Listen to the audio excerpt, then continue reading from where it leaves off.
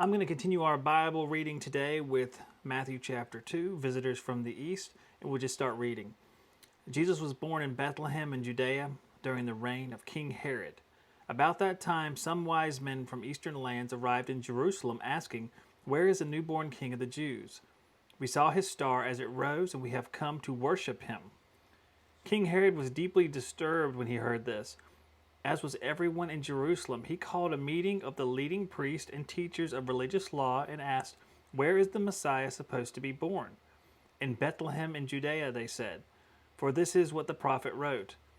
And you, O Bethlehem, in the land of Judah, are not least among the ruling cities of Judah, for the ruler will come from you, who will be the shepherd for my people Israel." Then Herod called for a private meeting. So he went from a nice public meeting into a private meeting, so you can kind of guess what's going to happen now. It's probably not going to be good.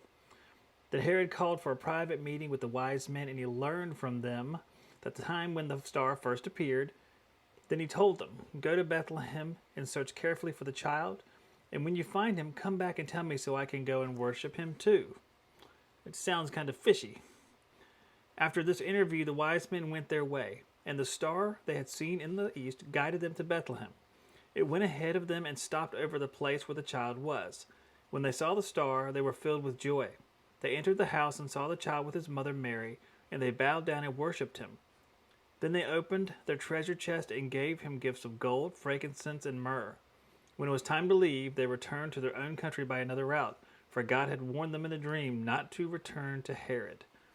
That was a pretty wise thing not to return to Herod. Herod had a lot of negative things on his mind, and we're going to find out. I'm going to stop right there for today. We're going to find out what happens next. A lot of you probably know, but some of you here for the first time might not. But Herod, he's the king. He's in power, and they just came and told him that there's someone that's going to rule over all of them.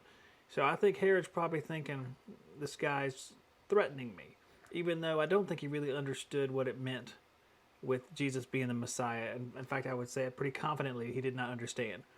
But we'll see what happens next. Thank you guys for reading along with me, and I'll see you in the next one.